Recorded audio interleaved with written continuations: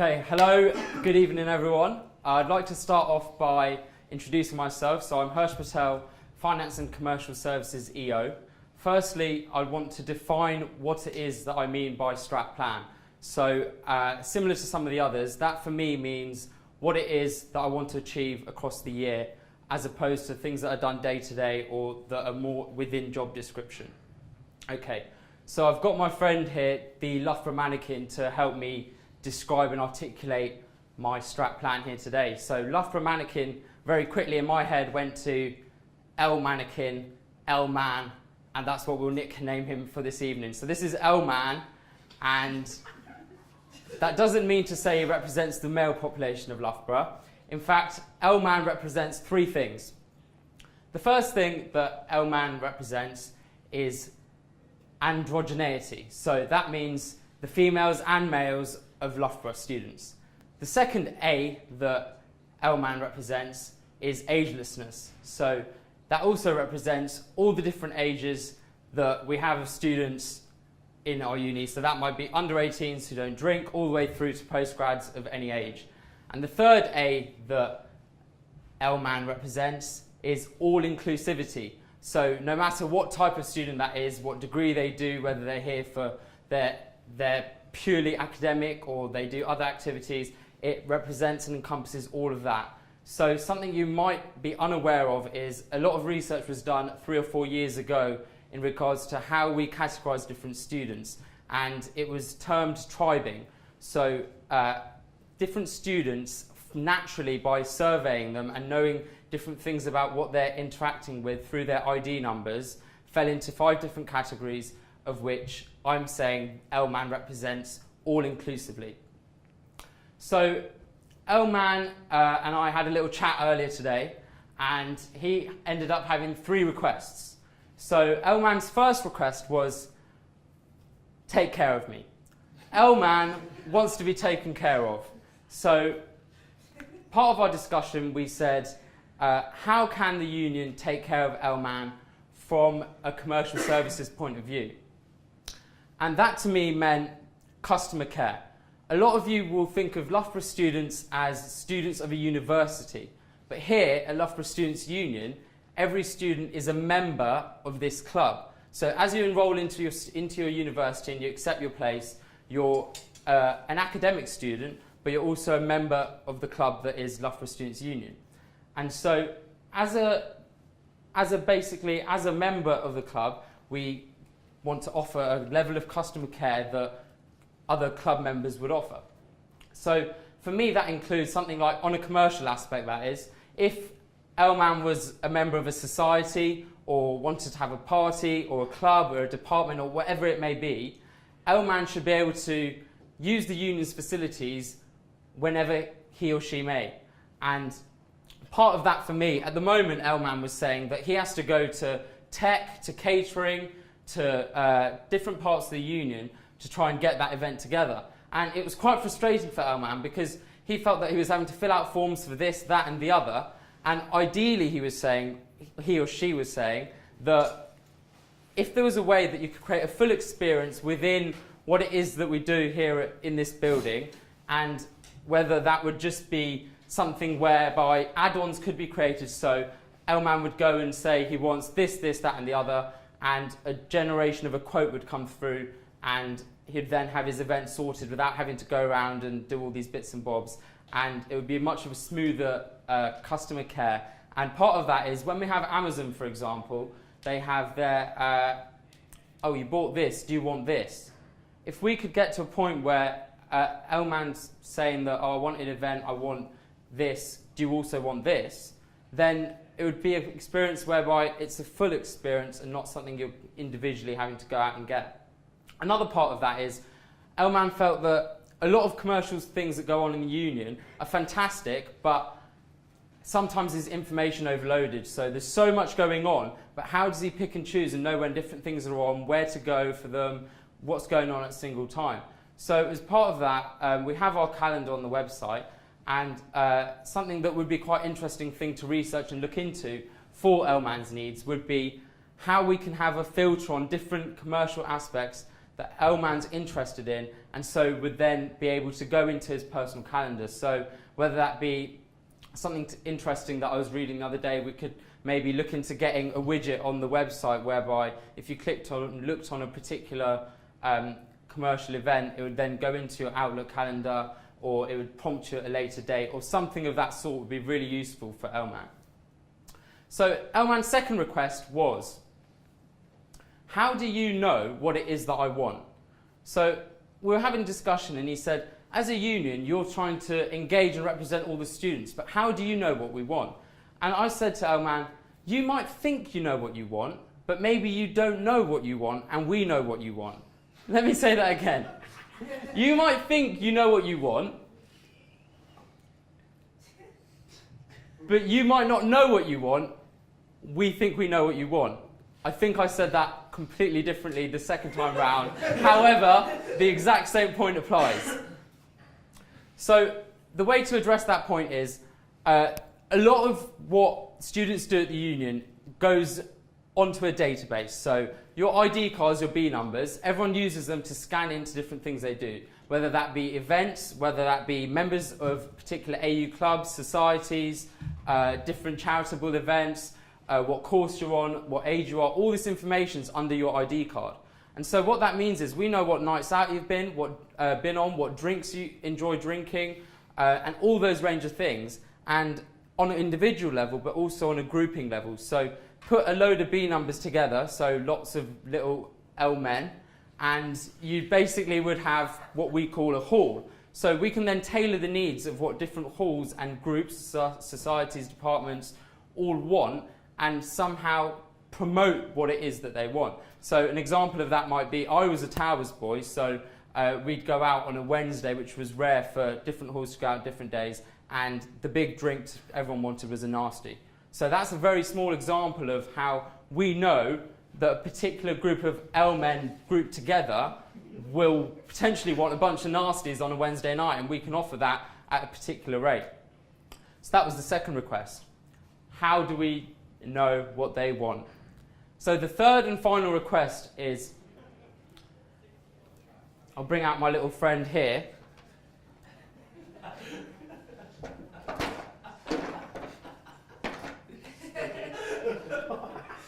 So these two, the reason I put them together like that is they're very closely linked. Elman said to me earlier today, how do you know what I want in the future? And although Elman represented 3 A's, little Elman represents 1 M, multi-generational. So Elman's got his standard 3 years here at the union, and this little chap hasn't come to uni at all yet. He's not experienced the union.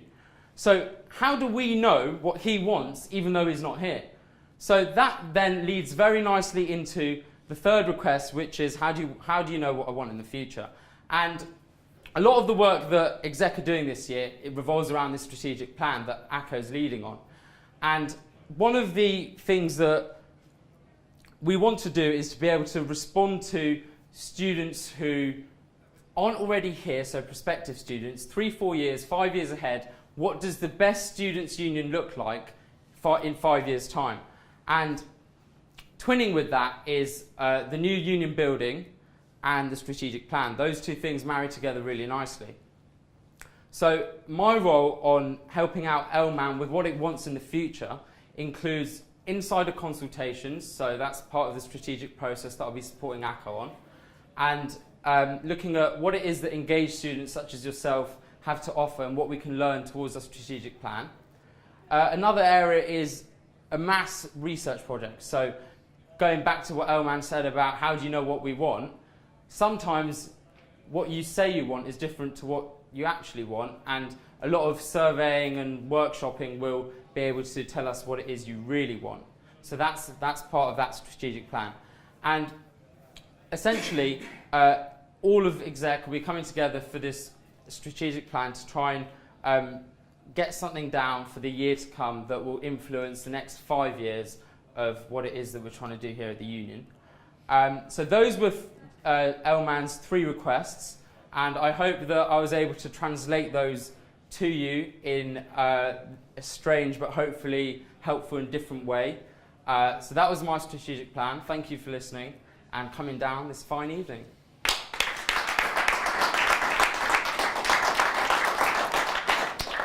First question again, Dane. Cool strap line, I like it. First of all, I want to pick up on you talking about facilities.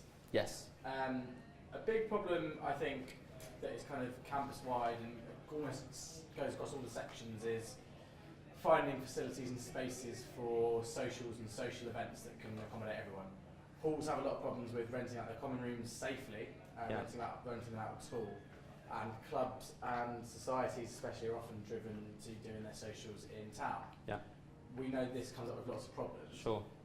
What would the union, or what would you more specifically consider doing to accommodate clubs and societies and providing them with a purpose-built or purpose-dedicated space to use for social activities? Okay, so from a union perspective, I think that very much addresses my first point of customer care. So in an ideal world, we want to create a full experience for whatever nature hall societies to be able to use a space. But if that's within the union, of course the union restrictions and regulations are all going to be in place for a safe and healthy environment to hold a pre-drinks or a social or a welcome gathering, whatever it may be. So we, of course, are happy to liaise with all the different individual groups and their needs, but it would have to be within that framework, which is, of course, perfectly reasonable.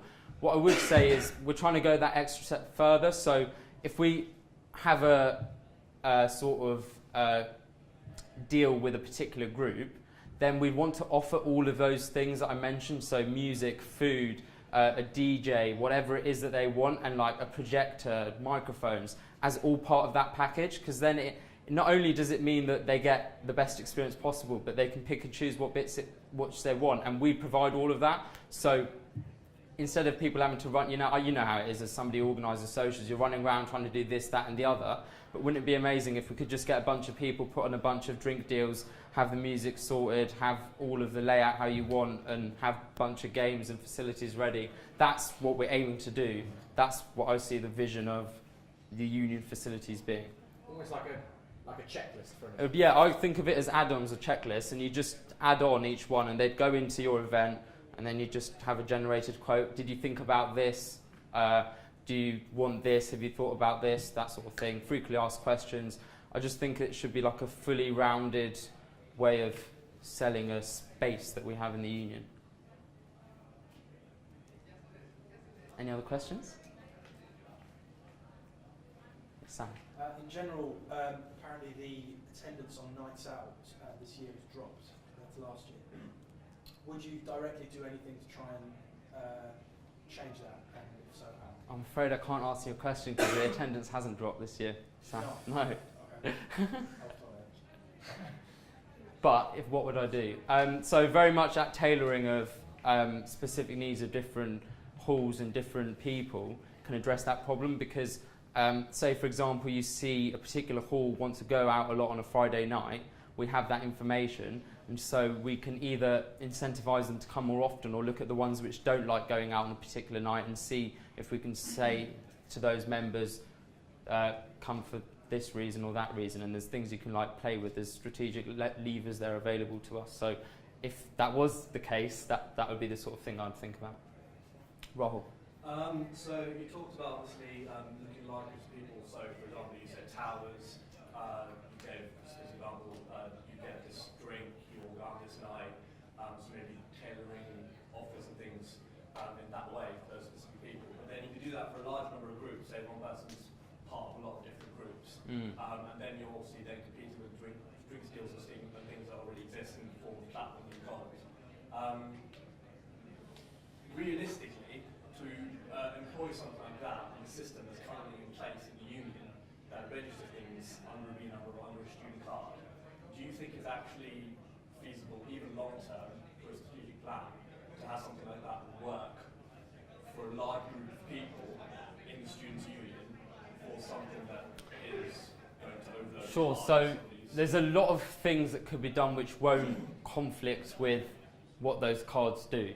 So it's not necessarily saying come down to this event for free. It wouldn't, because that's essentially Platinum's main incentive to get it is you're getting free entry. So it wouldn't necessarily be we just come for free and we see that you have platinum or don't have platinum, just come down for free. There are other things available which would still address the problem but not conflict with somebody who's already bought that card. So there would be that, obviously that thought would go into it, and I appreciate that would be something that needs considering, yeah.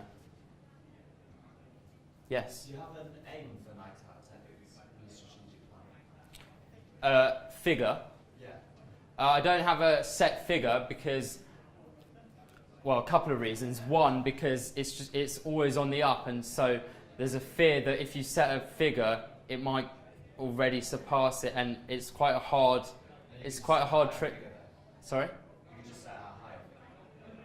Yeah, you could, but then you could set it at even higher figure. Increase it by 5% this year, for example. Yeah, that would be an interesting thing to do, but within the 3 themes of my strategic plan, it's not something that I've set as a specific target for tonight's discussion, but I'm sure that we can talk about that after if you want to. Yeah. Because the tribe system's been going for a few years now, with the calibre of students changing at Loughborough and the perspective people becoming more focused on education and everything, do you still think all the tribes cater for every student at Loughborough, or do you think they might think about revising as the students seem to change as well? So as part of that market research, that sort of thing is being re-looked at, but my personal opinion is that it will stay fairly consistent to those tribings because there's 5 of them and they're quite specific. So I don't feel as if they'll need a serious rethinking, but I think that there'll be small touch-ups here, it's little tweaks here and there. Yeah. Yes, Glenn. When disaffiliating from the NUS, there's a lot of talk about prices on alcohol. Yeah. How would that affect us?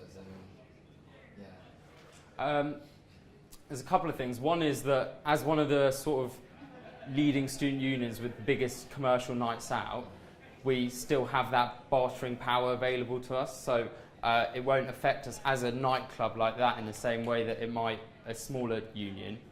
That's the main point. And the other thing is there are some technical aspects to leaving the NUS which still allows you to maybe continue looking at the same sorts of deals that you would if you were within the NUS. So it's more staying the same price rather than getting better deals? Or? I don't think it was the end user won't see the change in drinks prices. Yes. Do you think? Last one. Do you think the average student is aware or even cares about the whole driving system? And there are plenty of very engaged people in the union I know that have no idea what tribes are or how. Sure. Yeah. Anything like that. So your question is, are they aware? Do you think it matters that most students aren't even aware of that system or how it affects the union? Well, the first thing for the tribing is that the main point of the tribing is so that it's to better the experience of the students. So I agree that maybe more transparency would be a good thing. And I'm sure we'll see that going forward with the new plan, and you have to speak to ACCA about that if you want more information on that. But it's more, for me, I just find it interesting that when I was a student last couple of years, I don't think I'd have wanted to know or care about that, but just now that it's part of the job and that it's something that I can see will affect the student experience, then it's interesting to me. I don't think it'll be interesting to the average student. Okay. I think that was done, yeah. Someone going to give me a hand?